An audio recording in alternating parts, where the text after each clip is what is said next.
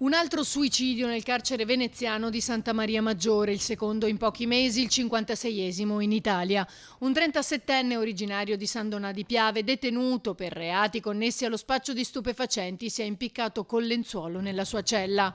Oltre ai detenuti però si sono tolti la vita anche 6 agenti di polizia penitenziaria e il governo, denuncia il segretario generale del sindacato, non trova soluzioni. Una strage senza fine, siamo arrivati a 60 suicidi, di cui una buona parte nella regione Veneto. Sia la polizia penitenziaria in primis che i detenuti si vedono costretti ad affrontare tutte le necessità e tutte le esigenze nell'assoluta indifferenza del governo.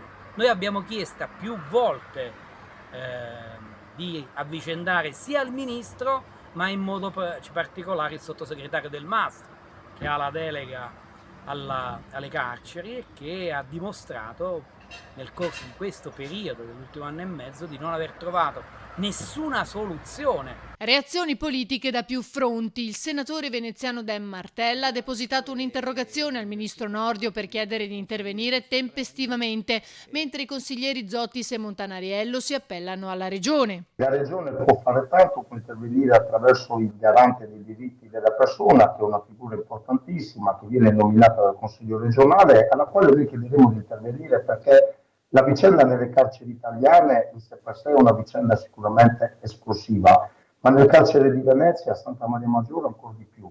Si parla del 155% di detenuti in più a quelli che possono essere ospitati. Bisogna affrontare il problema in modo molto serio.